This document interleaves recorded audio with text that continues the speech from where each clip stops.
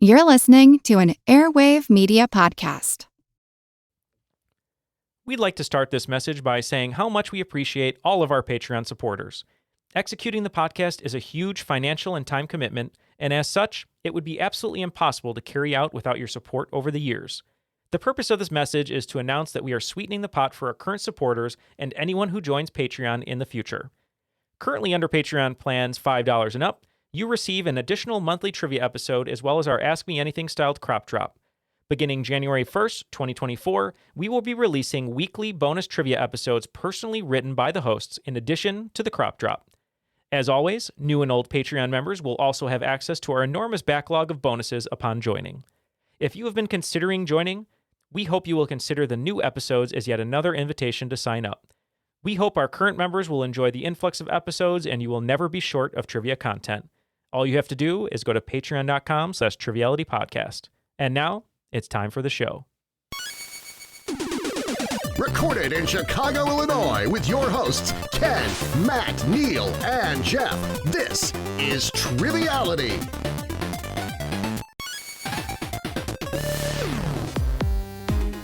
Hello, and welcome to Triviality, the game where a lack of seriousness meets a little bit of knowledge. Matt is nodding because he acknowledges that it is, in fact, a game, correct? Life is a game. That's true. And I'm here in the studio with Jeff and Neal, as always. How you doing? Doing all right. I also like to think life is a highway as well, Matt, from the 90s classic. Philosopher once said. As a philosopher once said, ruined by the, what's the band that did the cover that I didn't like with the really high voice? Jonas Brothers. Rascal Flatts, thank you. Rascal Flatts. Yeah. That was close. Yeah. I won't say they ruined the song. Just their voice was a little too high for my taste. They were a little Rascal Flat on that one. Yeah. Yeah. Maybe a little Rascal Sharp as well. Well, jumping right into our festivities today, we got a couple great guests joining us today. As per usual, a host and a player. So, Neal? Yeah, we have 2 Oakland 5 members on Patreon, which is so wonderful. Thank you both for supporting us there. We'll start with our host today. He's returning. We had a great episode with him. I believe it was 269, as we've talked before we started recording. Coming to us from Toronto, Mike Sforza. How are you, Mike? I'm doing great. Yeah, and so nice to have you here. We know that many listeners may have heard you battling it out on Bloodsport Season 3. You did a great job. I know you didn't make it to the final 8, but we loved having you representing Canada, obviously. But remind folks a little bit about yourself.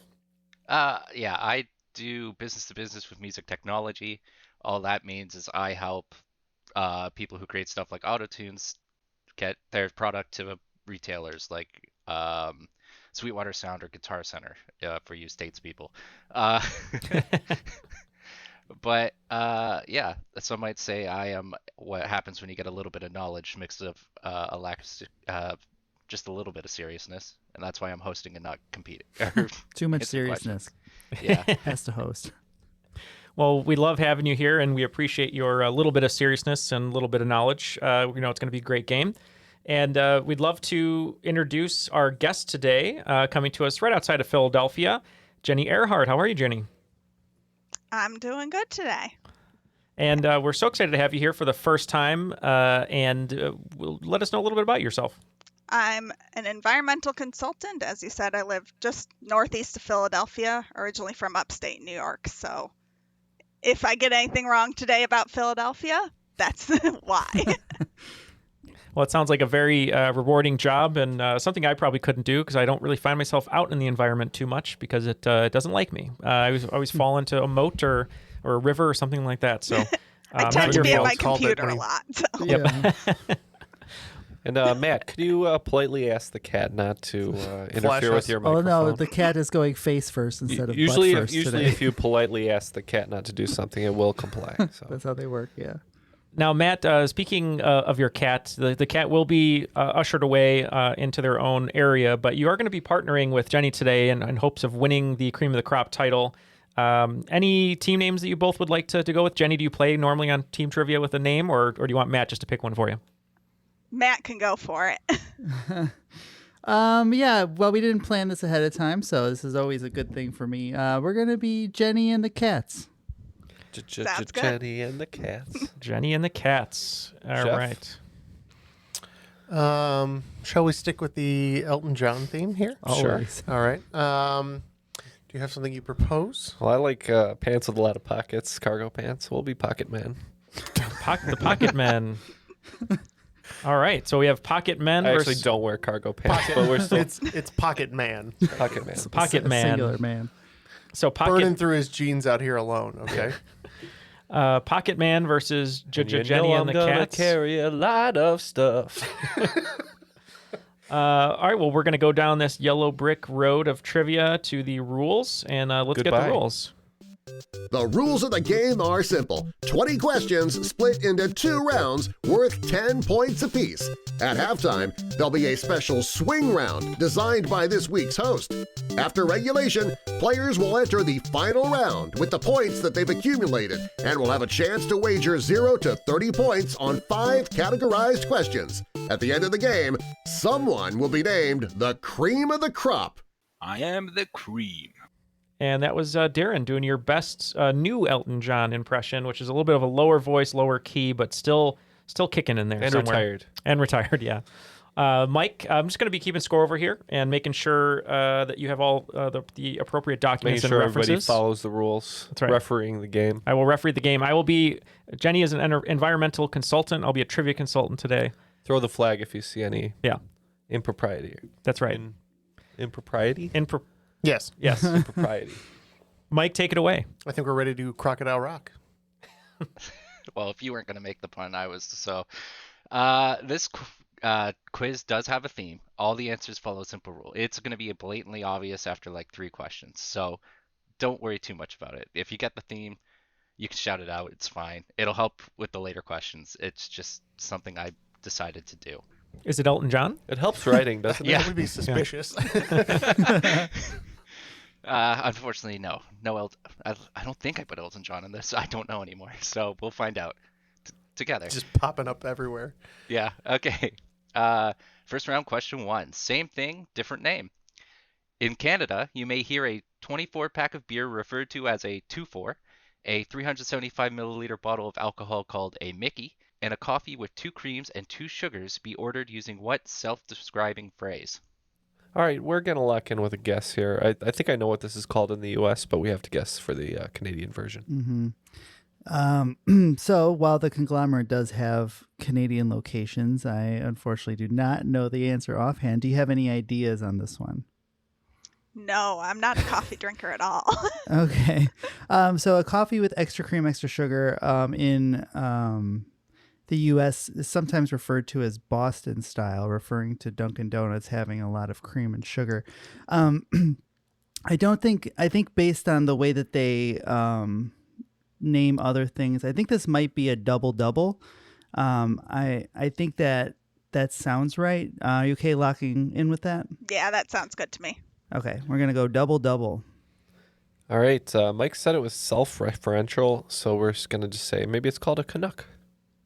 No, it is self-describing because it is a double-double. Oh, okay. Yeah.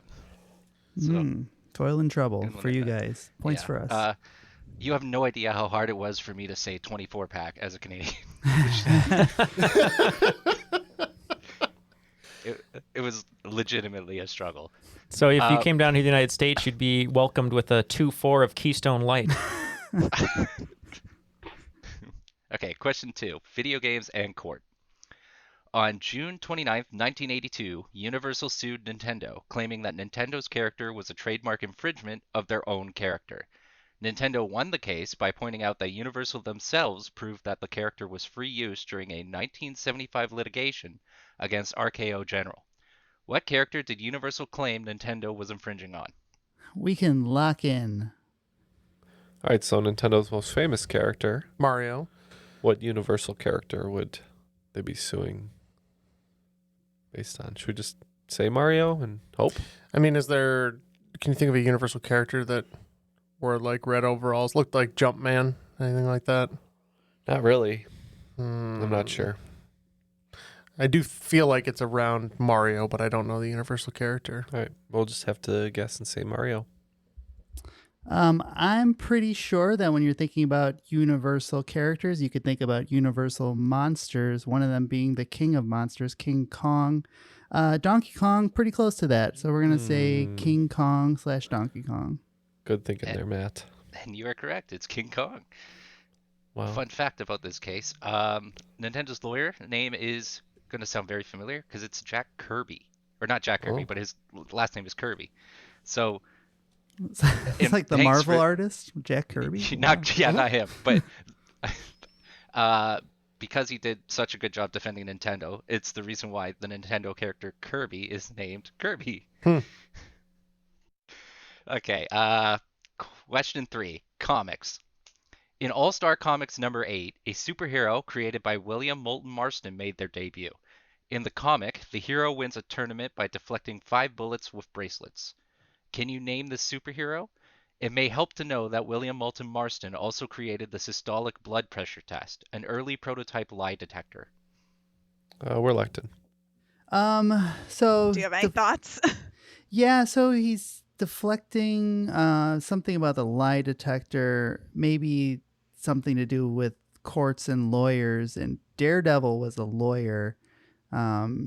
He also could sense things, so he'd be able to deflect bullets. So I would lean That makes Daredevil. sense to me. Yeah. Yeah, You want that to sounds lock good. in? Sure. Daredevil it is. Daredevil. Is this someone who has a lasso of truth, Ken? I think so. And I remember in the movie when the music kicks in, she's deflecting the bullets with her bracelets. So we're going to say Wonder Woman. And it is Wonder Woman.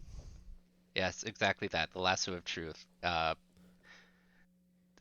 If you look up William Moulton Marston, the dude was let's call him a kinky dude.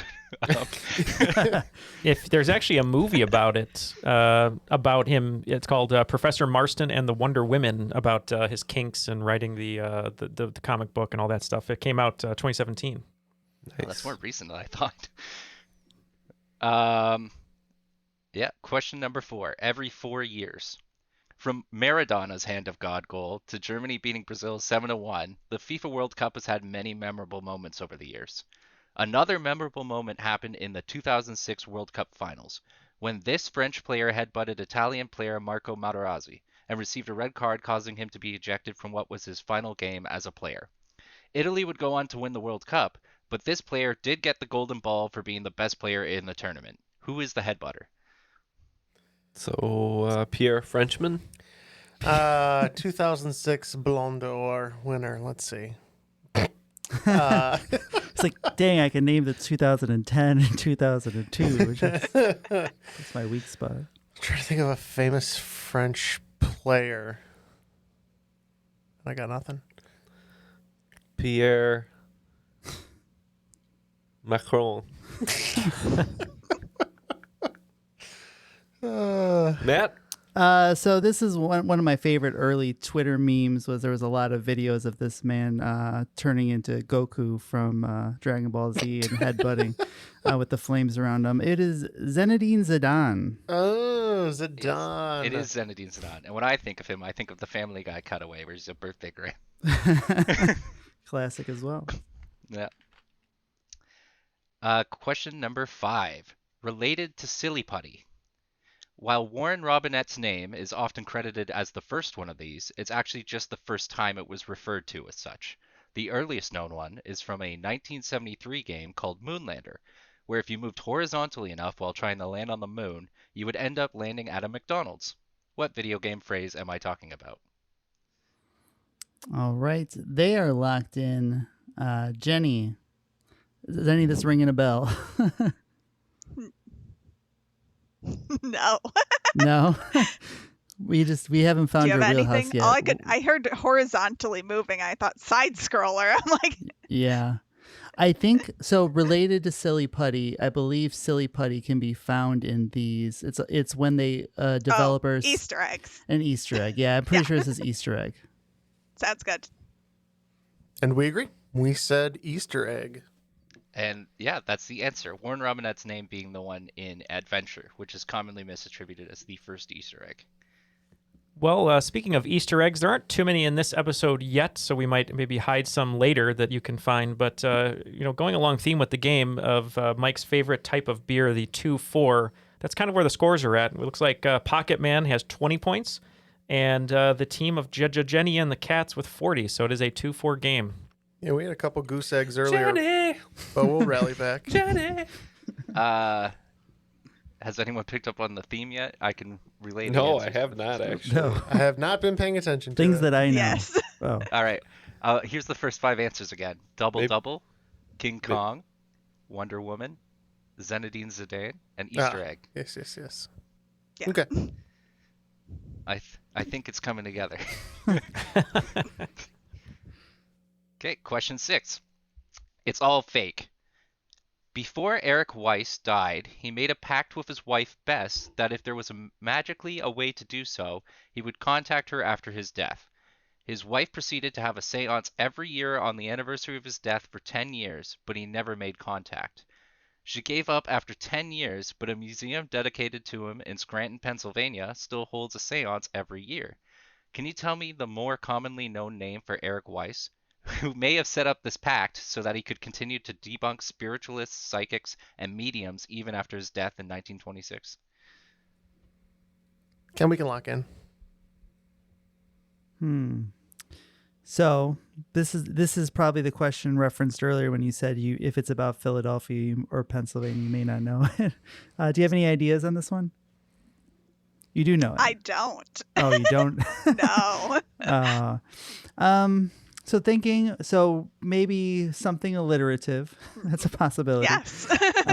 Thinking about people who died in the 20s, who are known for kind of magical type acts. I think Harry this might Houdini? be. I think it might be Harry Houdini. So I think we can lock in with that.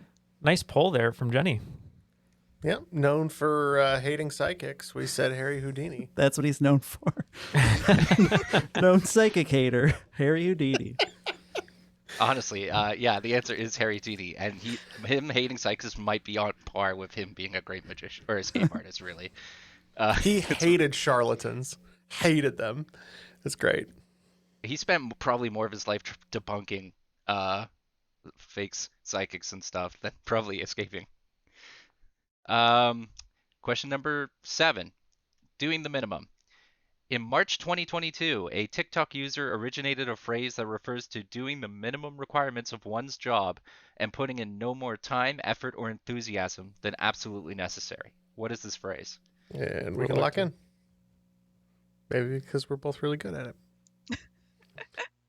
Is that quiet quitting? I believe it's quiet quitting. We said quiet quitting as well. Yeah, that's bang on. Quiet quitting. Of course, this is a TikTok, right? Of course. All right. Question number 8. Number 1 singles. In 1962, Bobby Boris Pickett released a novelty song that would reach number 1 on the Billboard Top 100 for a week in October. The song would make it to the Billboard Top 100 2 more times, reaching 91 in 1970 and getting to 37 in 2021. Can you name this smash hit? This is on Matt's Spotify Wrapped every year as number 1. I'm not a fan of this song, but we're gonna go ahead and lock in here. Yeah, I think you're right. All right. Do you have an idea what this one is? It's potentially No. a graveyard smash. That's what I was thinking. Monster Mash was the only thing I could come up with. Not as great as the Werewolf Bar Mitzvah, but it's a fine song. So we'll go with the Monster Mash. Yep. I'm so far getting through this October season without hearing it. We're gonna say Monster Mash. Because you're not around children. I've heard it And 8,000 yes, I know times. it's December. I know it's December, listeners, but here in the studio, we seem to have hit a little time warped, and it's still October. So It's very relevant though, because in December you have Last Christmas, which a lot of people try not to listen to, but for you Armageddon. it's Monster Mash in October. yeah. Yeah, well, instead of Christmas taking over Halloween, we're giving the Halloween takeover at Christmas this time. It is the Monster Mash. I Now, is don't any- know why it topped the charts in 2021. I assume it had to do something We had with nothing COVID better and to do. TikTok, but It probably was. People were having their own Halloween parties at their house. okay, question number 9, number representation. The year Prohibition was repealed, the year the Pittsburgh Steelers were founded, the degree Fahrenheit that is the proper temperature to keep beer, the degrees of Scottish Rites Freemasonry, and the number of stair steps from the brewmaster's office to the brewing floor are all theories as to why the number 33 is on every bottle of what beer. All right. Well, we are not coming up with a alliterative beer, so we're just gonna say Labatt Blue. All right. Are you a local beer drinker out here, Jenny? Not really. All I could think of was Rolling Rock for alliterative. Oh. Oh, she got one. I don't think it's right, but it is alliterative. My first thought I didn't think so either. well, before I remembered it was an alliterative thing, I was thinking Jungling the whole time, and I'm just like, and then it's not. So, Rolling Rock is what we're answering with. Not right, but hey, it's alliterative. You should be more confident because that is the correct answer. It is Rolling Rock. Hey. Well, there we go. Should trust your partner, Matt. I should. This is where I learned a lesson today. Established in 1939 by Latrobe Brewing. I didn't trust myself though. I know, Jenny, you've been right several times already. I think you just gotta put a little more gusto behind it, and Matt'll take that.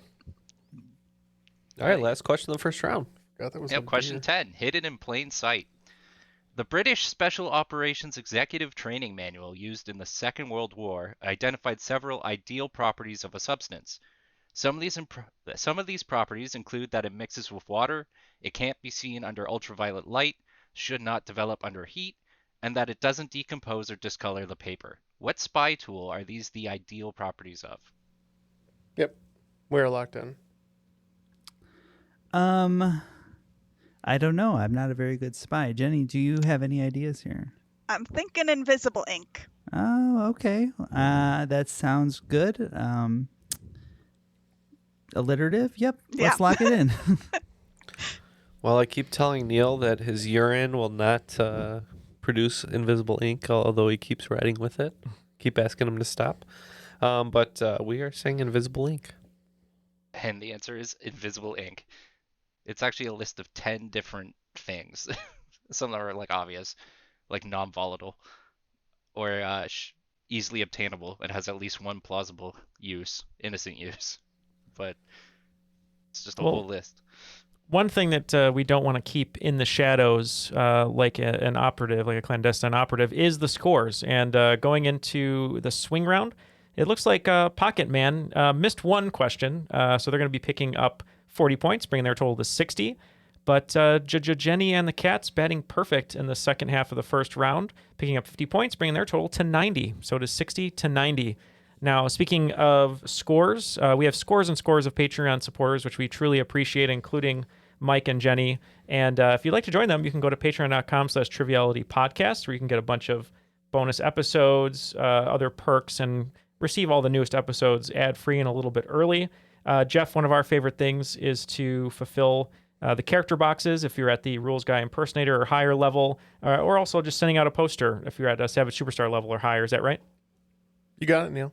Thanks, Jeff. And speaking of patrons and our growing community, if you'd like to help us grow, some of you may have found us by Googling us. Some of you may have found us by hearing us on another show. But sometimes it's just the reviews that matter. So go to iTunes if you can and hit us up with a nice review. We'd appreciate it, even if it's not complete 5 stars, even though we would appreciate that. Yeah, give us 5 stars and then write whatever you want. That's true. Or you can do it that way. We will read them.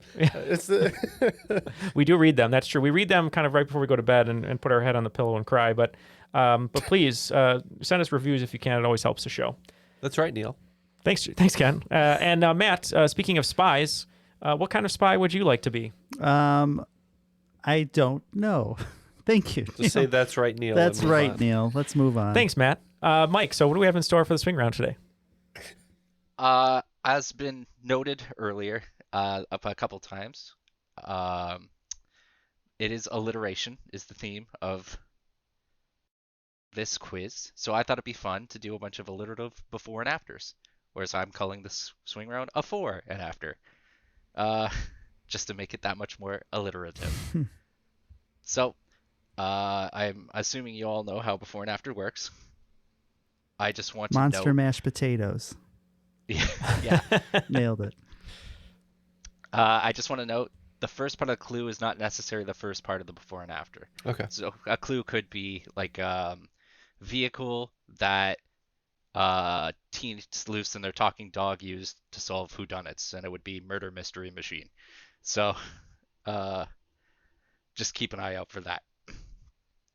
Okay, so your swing round clues, I guess we'll call them questions, are peppermint stick made of fairy floss. Draft your favorite Square Enix characters, and after 18 weeks of tracking touchdowns, field goals, and sacks, a winner is decided. Number 3, Tim Allen's Show Within a Show, where he explores a concept that was experienced by Emmett Brown, Sam Beckett, and Bill S. Preston Esquire.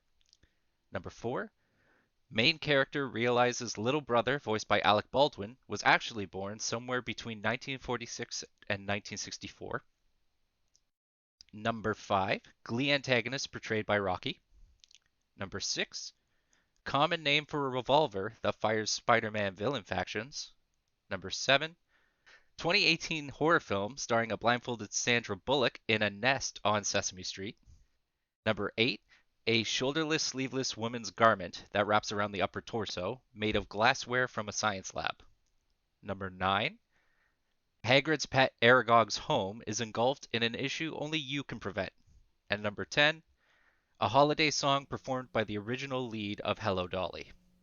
All right, we have our clues. We'll be back after these messages with our answers. And we're back, and we have our answers to most of these questions. Let's hear the descriptions one more time, and we'll give our answers. Okay, question 1, peppermint stick made of fairy floss. We said cotton candy cane.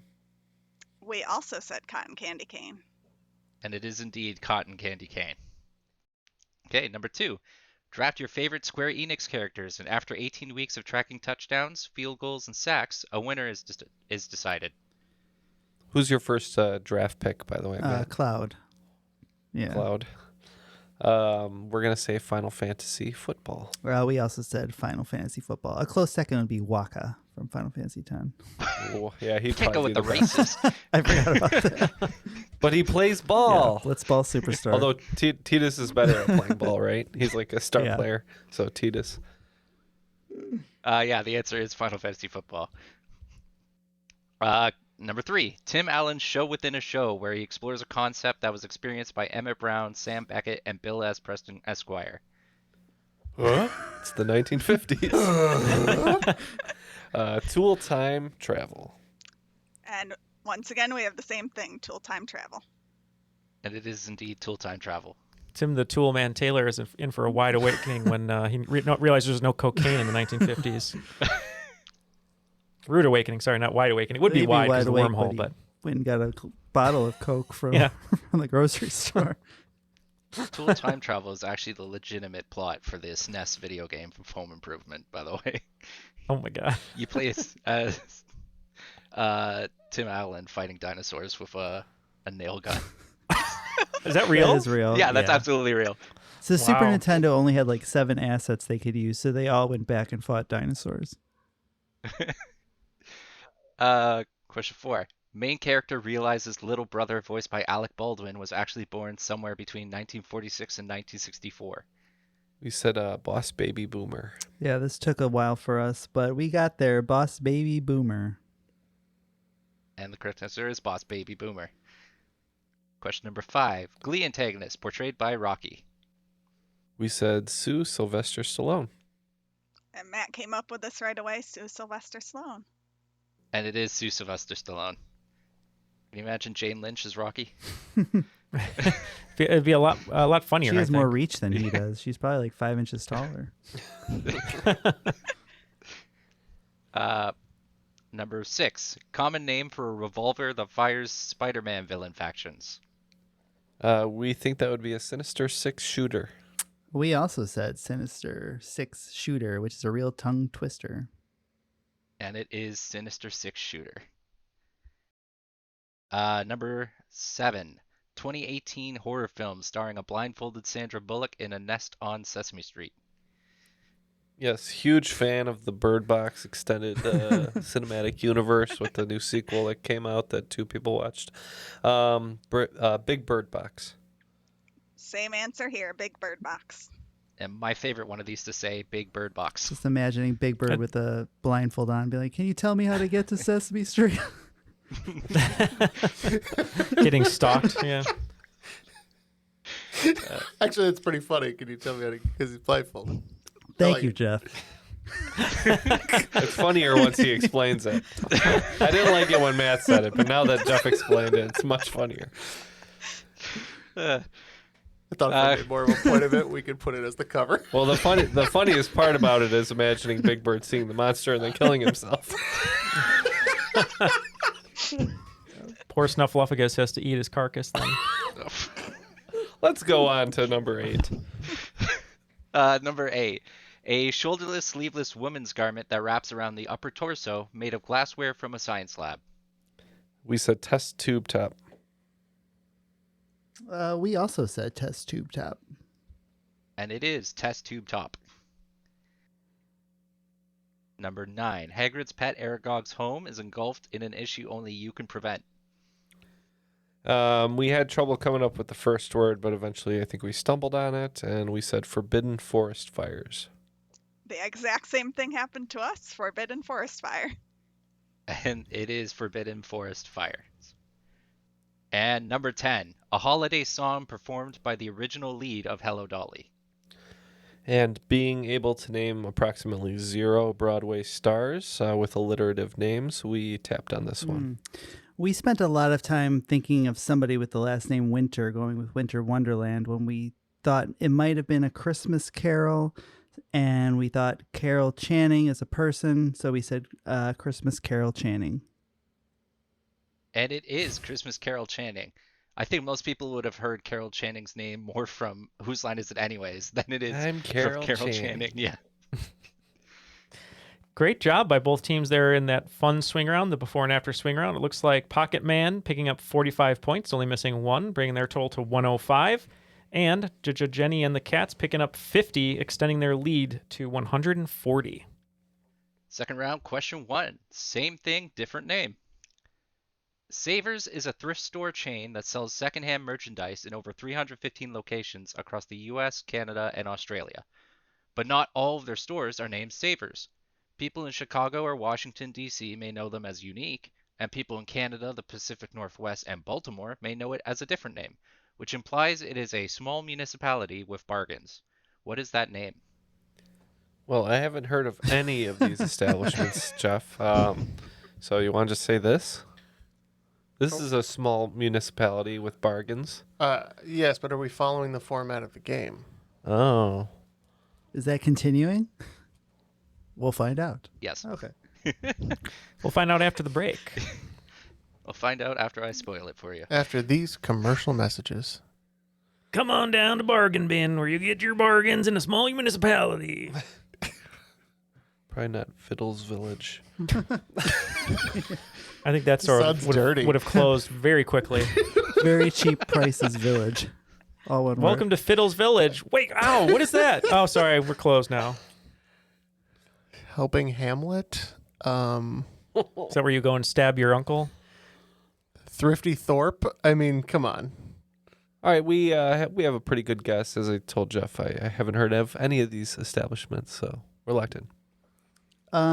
Okay, so we have some clues to work with. I've lived in both Chicago and DC, and I've never heard of this place. I've been up to Baltimore, don't recall that, so I I don't have much here. So I guess we're just looking for alliterative discount city type things. Do you have any offhand you're thinking? Yeah. I don't have any specific. I was coming up with the same things with them. Villages, towns. Yeah, I mean Thrift Town. Hamlets. Thrift Town works as far as the alliteration. Cheap City, kind of. Both starts with a C. Is that what happened after Circuit City went bankrupt? This is Cheap City. So I don't think that's it. Do you wanna lock in with Thrift Town? That sounds good to me. Alright. Bring it on down to Bargainville. We said Value Village. Oh man, that sounds good. And the correct answer is Value Village. No way. That's awesome. Why are you so shocked that it's right? It like fits the category. Because I've never heard of it. It's Of course. So what a It's weird silly, name. but it fits the category perfect. Okay. Question 2. Video games and court. Capcom is known for a variety of games such as Street Fighter, Mega Man, Resident Evil, and this series, starring a lawyer clad in a blue suit in a world where everyone is guilty until proven innocent. The series is known for characters with pun names such as Detective Dick Gumshoe, Prosecutor Winston Payne, and Witness Frank Saw It. and the weirdness of the cases, such as having an orca as a defendant or having to cross-examine a parrot. What is the series? Objection. We're locked in. Yep. Are you familiar with this game? I am not. Are you? He is an ace attorney. It is Phoenix Wright, I believe, is his name. Yep. Ace Attorney is what we locked That in. doesn't sound very alliterative. Ace Attorney. I said it too. Okay. Come on. I was more correct. So the series is Ace Attorney. Yes. I'm still waiting on the 7th game. Awesome answer by both teams. Yeah, Neal. Yeah, I'm just more going to talk in alliteratives. alliteration the rest of the game, actually. I'm going to try and do that. We'll see what happens. Yeah, you could say alliterative answer too. Okay, question 3. Comics. In 1991, Donald Trump won the Razzie for the Worst Supporting Actor after playing himself in a cameo in Ghost Can't Do It. He beat Burt Young in Rocky V, Leo Damien in Ghost Can't Do It, Wayne Newton in The Adventures of Ford Fairlane, and a comedian who was nominated as Worst Supporting Actor for 3 films, The Adventures of Ford Fairlane, Look Who's Talking 2, and Problem Child. Who is this comedian, who you probably know more famously as the voice of multiple birds? Okay. I imagine that we're very intimate with this particular person, Ken. Yeah. And that they were potentially Iago in Aladdin. Could that be Gilbert Gottfried? I think so. We concur. Gilbert Gottfried. And it is indeed Gilbert Gottfried, voice of Iago, the Aflac duck, and a dodo in the digit in Cyber Chase. I like how immediately I'm like, oh, so we've got Rowan Atkinson. It's like, oh God, I know a lot of bird voice actors. Clever craftsmanship from Mike in that question. Question 4? 4. Yeah. Every 4 years, during a 1988 event in Calgary, the first covered speed skating rink in North America became known as the fastest ice in the world, when during the event, 7 world records were set and an additional 3 event records were set. What is the shapely name of the rink where this happened? Yeah, I just don't like your second word, but Why? everything else about it seems right. All right. Jeff doesn't like it, but we're going to lock in nonetheless because I like it. It worked for you last time. I have no idea. Do you have any clue here? All I could think of is ovals. Yeah. Nothing to go with it. It says The shapely. oval. So I just assume it means it's some kind of shape. And it's in Calgary, so I don't know anything about Calgary. So Lovely city. I'm sure the Flames play there. Okay, I know one thing. Maybe the Stampede, which I think is Canadian football. That doesn't help. It is. So you said oval, how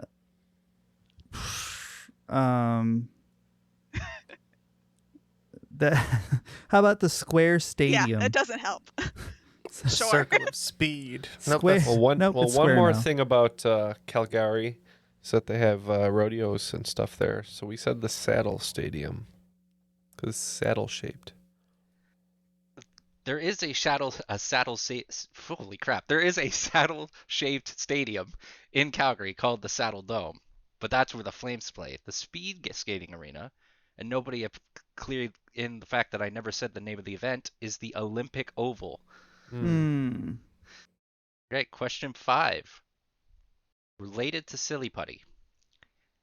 A fluid changing in consistency when a mechanical stress is applied, becoming either more or less viscous, is also known as what kind of fluid? Got it. Though the Reluctant. name may imply it, these fluids have nothing to do with anti-gravity. Oh, let's go back to the first round. Did they say they were locked in? Because I know Yeah, they're this. oh, yeah, good. we're in. What is it? Yeah. It's non-Newtonian.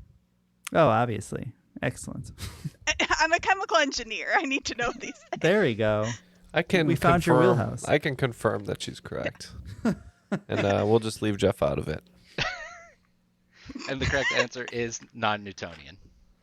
He's about to explode right now. I It's care just- not. He's just gotta say something about it. All right, after the first half of the second round, we had some swift strikes and stunning saves with terrific tackles, testing the tenacity of both teams with powerful passes propelling players into prime positions with magnificent maneuvers, making for memorable moments. Let's get to the scores. It looks like Pocket Man picking up 40 points, bringing their total to 145, while Judge Jenny and the Cats picking up 30 points, bringing their total to 170. So Pocket Man gaining some ground here like Elton John on the charts. I'm glad after all that ridiculous writing, Neal's math checked out. I hope it did too, because I blacked out. Yeah, if you're wondering why Neal was quiet for the last however many Neal's a professional writer. Check out his book. The way Neal spent 20 minutes one Sunday. Yeah, please check out Behind the Screens in stores now. Or his first book. Being Patrick Swayze. Buy it now. Okay. And that's another alliteration. Product placement. There you go. Question 6. It's all fake. Despite holding the Intercontinental belt hostage when he realized that his contract ended while he was champion, having a relationship with Kurt Angle's ex-wife spawning a beef between him and Kurt Angle, and founding a competing wrestling company in NWA, now known as Impact Wrestling, who was inducted into the WWE Hall of Fame in 2018. He is currently with All Elite Wrestling and is still smashing people with his guitar. Taylor Swift also babysat his kids. That was my flavor. Took it. We're locked in. So I don't think it's Hulk Hogan. No, I don't think it's the Hulkster. He's most associated with Florida. Taylor, of course, grew up in Pennsylvania. So Good thing there's so few alliterative wrestlers out there. Lex Luger. Macho Man, Not with us. Should we say Lex Luger? Are we going to know this? I don't know if we're going to know it, but That's we what can we're- pick an we're gonna say alliterative Lex. wrestler. Matt? That's where you tell us the answer. Oh, okay. Man with a guitar called everyone slap nuts. Jeff Jarrett. And the answer is Jeff Jarrett. I'm glad I didn't think about that one for too long. Yeah, You named a wrestler, though. I know. Yeah. several All right. with alliteration. Yeah. Question 7. Doing the minimum. The ability of a computing system or network to provide responses with minimal delay would be described as what phrase? In capital markets, the phrase would refer to the use of algorithmic trading to react to market events faster than the competition to increase profitability of trades. And to me, it would refer to the time delay between the playings of a Flo Rida hit song. Okay. Jeff is very apprehensive about my answer, but we're locked in. All right. So do you have any ideas right off the bat? Anything stick out to you? I was coming with latency and lagging, and I wasn't sure if so any of that was correct. I think it is similar. I think it's low latency, low being the Flo Rida song. That sounds good. And that's a term that was used in trading. And when I was doing NFTs and crypto, it came up a lot. So low latency, lock it in. Nicely done there. We just said right round for the Flo Rida reference. And the answer is low latency. Now, Mike, do you prefer the apple-bottom jeans or the boots with the fur for the winter up in Toronto? Boots with the fur. You see them all the time. Okay. Question number 8. Number 1 singles. The Benny Hill theme, composed by James Q. Spider Rich and Boots Randolph, is said to have been inspired by King Curtis's sax playing in a song by the Coasters in 1958. The song spent 7 weeks at number 1 on the R&B charts and reached number 1 on the top 100 pop list as well. You can hear Arnold Schwarzenegger sing it in the movie Twins, and in a more recent example, you can hear Paul Bettany sing it in the first episode of WandaVision. Can you name the song by the Coasters? Ooh. I can't give an additional hint for this one as well. I know the name of the song, but I don't know the one it was inspired by. All right. Are you tapping? Yeah. All right. So Neal, Ken, and Jeff have been running around the room chasing each other out of the doors for the last 10 minutes. So we're getting a chance to discuss now. The name of the song, I believe, is Yakety Sax. Can you think of any alliterative names that sound like that? Not unless you just put a Y on sax. Yakety yak. Don't talk I'm back. pretty sure that is the song because it has a lot of the trombone or saxophone in it that sounds very similar. So yeah, no talking back, no rock and roll no more, etc. Yakety yak. Jenny And- does it again. Yeah, the correct answer is Yakety Yak. I think I blacked that song out. Yakety yak, don't talk back. Don't talk back. Yeah. All right, question number 9, number representation. If you were to head over to Microsoft Store, you may find a listing for a controller by Hyperkin. This controller is made to model the 360 controller and is named after the 54th element of the periodic table. What is the name of the controller and what console family is it for? I'm sure both the element and the console family have to be Elon Musk's favorite. Yeah. If I wasn't sure before, I'm sure now. All right, we're locked in. What are we trying to name? The controller? Yes, the controller that's named And after the the system. 54th element and the series, console series the controller is for. Okay. So I think the Elon Musk clue leaves me to X, Right. which would be Xenon and Xbox. Yeah. Xenon, Xbox, probably Xbox One or whatever, but I think that's fine. Xenon and Xbox. Same thing, Jeff? Yeah, we agree. Yeah, and the correct answer is Xenon Xbox. She's heating up. That was my had to throw NBA in Jam Elon- reference, sorry. I had to throw in Elon Musk to lead to X, but always saw the joke was like Elon would be happy to get a divorce because then he'd have an ex-wife. She'd have to have all the money, though, because X going to give it to you. All right. How do you feel about Xenon, Jeff? What are your thoughts on it? It's the girl It's of the very noble. 21st century. Quite noble, is my thought. You're not Xenon or Xenoff about it? Question 10. Hidden in plain sight. In Terry Pratchett's Discworld series, there is a notable wizard school. The school's name is a pun on the term used for a small community of interacting scholars who often met face to face, exchanged ideas, and encouraged each other. And the school's motto is rather appropriately, now you see it, now you don't. What is the name of this school? All right. Well, they tapped out. Are we tapping out? We'll see. It's possible. We're not taking a break, man. What a cliffhanger. I know. Starring Find Sylvester out. Stallone. Jenny, are you a fan of this book series? I have not read it yet. I've not heard of it, so you're ahead of me there. I've I heard of guess. it at least. Yeah. Do you have any thoughts on a meeting of teachers or scholars? Not really. Do you have anything? No, I really don't. I was thinking something like a convention, like a teacher something, but it's got to be a pun, and it also has to be alliterative. So, and be the name of a school. So there's a lot of things. There's a there, lot in there. and I don't think we're getting there. So I think this might be the old-fashioned double tap out. Have we done that in a while? Well, we'll say the Illusion Institute. Oh yeah, Pretty good Illusionary Institute. Oh, that's good. We Why said that not? too then. I think this is the first question this game both teams have got wrong, so I don't feel that bad. So the term for a small community of interacting scholars is an invisible college, and the school's name is Unseen University. Abracadabra, it looks like the end of the second round is upon us, and Pocket Man only picking up 10 points in that second half, bringing their total to 155 points, still able to wager everything if they'd like to, and Jenny and the Cats picking up 40 points, bringing their total to 210. Woo.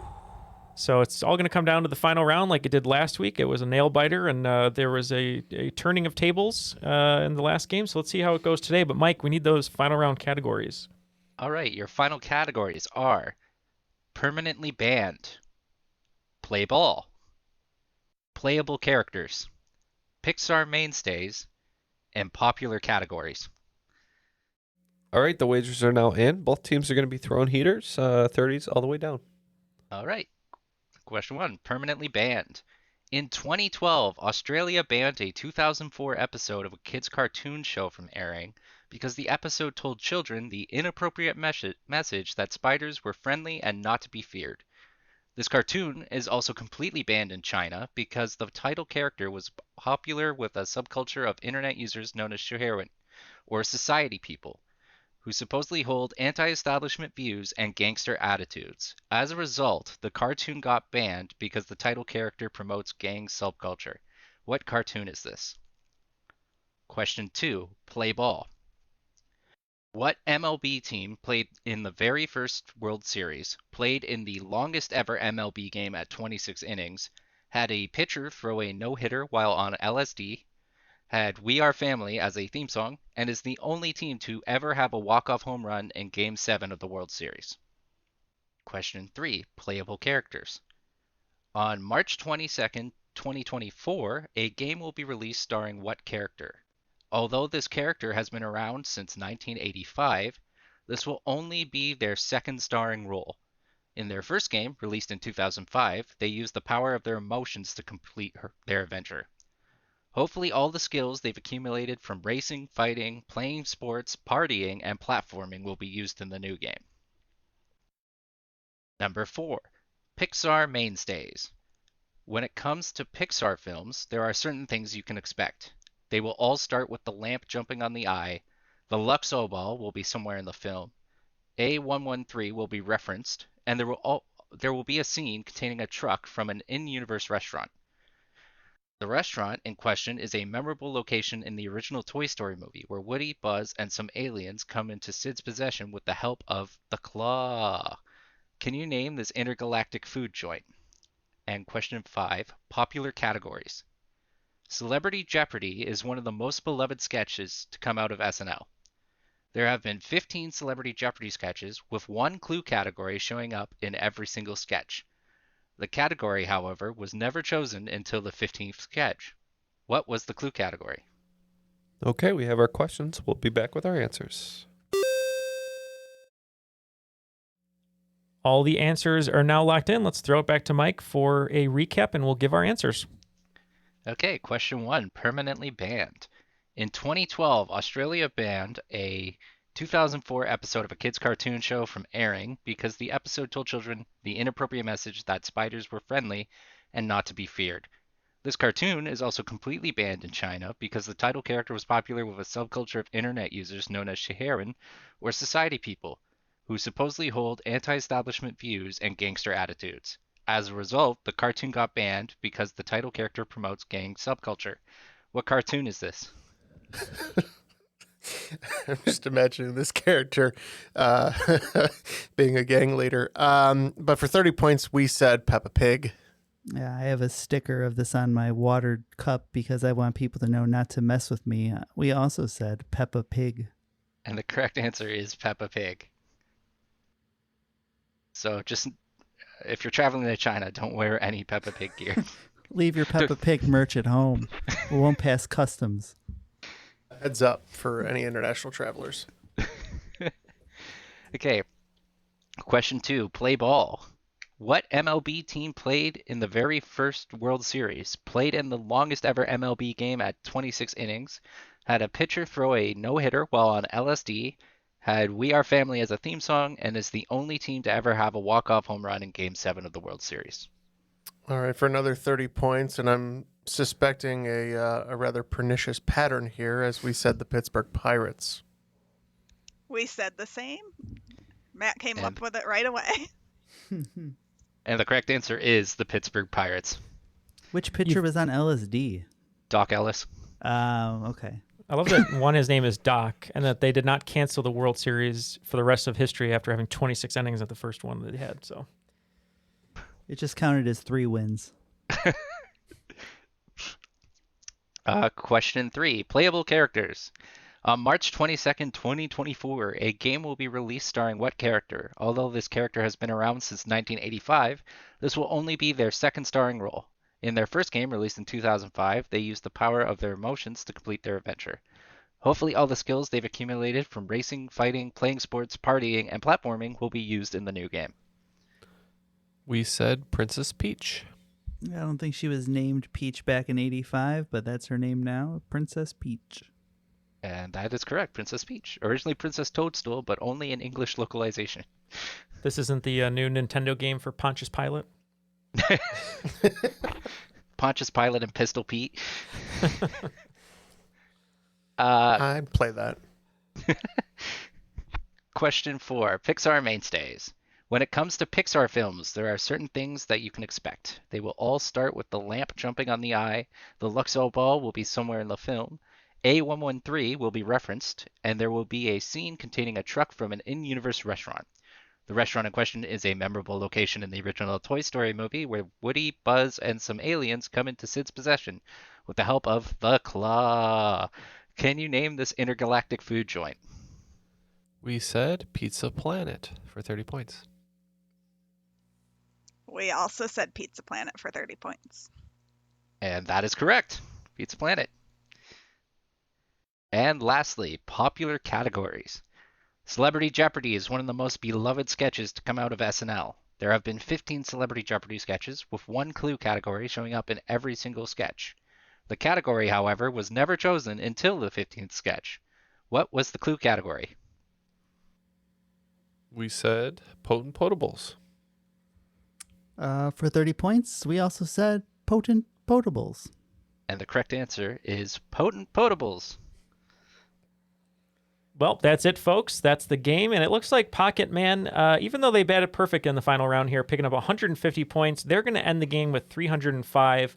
But Jenny and the Cats also picking up 150 points. And like Ken's reference earlier for Right Round, the Flo Rida song, they're going to actually have 360 points, a full circle. And they are going to be today's cream of the crop. Congratulations.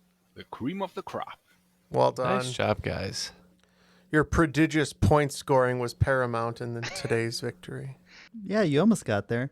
Thank you. I appreciate it. That's all I wanted to do. I didn't want to spew for an hour. You didn't have time to write it down like exactly. Neal over there. Just had to go with what popped into my head. Well, Jenny, I couldn't have done it without you. Appreciate it all. Some of those were in your wheelhouse. Really exciting when you get those right, isn't it? Mm-hmm. Now, Jenny, well, a lot of your answers were correct, Jenny, and you did a great job working with Matt today. Anyone you'd like to give a shout out to or say hi to before we let you go today? I'll just shout out my boyfriend. He managed to stay quiet in the other room while I was recording. Is he a lead singer of a Screamo band? Is that why he had to be quiet today? No. Okay. Well, thank you so much for being a Patreon supporter and for being here with us today. It was so much fun to hang out. And Mike, always a pleasure to have you here. You always write great questions. Today's theme was amazing as well. Anyone you'd like to shout out before we let you go? I would like to point out that if anyone really paid attention to the answers, I did manage to use every single letter in an alliteration. So shout out to anyone who realized that. And shout out to the playtesters in the Discord who helped me out a lot with this. That's awesome. Well, yeah, thank you so much to all of our playtesters in the Discord and the Crop for helping all of our hosts out. We really appreciate it. Thank you for being there for anyone who's written a game, especially those who have written a game for the first time. It always helps to have playtesters. But speaking of shout-outs, Ken, you always love to give a special shout-out to our network, Airwave Media. What do you have for us today? Airwave Media. You can find them at airwavemedia.com.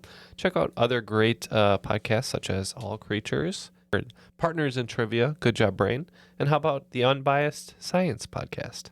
All right. Well, we love our Science Unbiased, and we love our trivia podcasts to end and come back the following week, which we always do.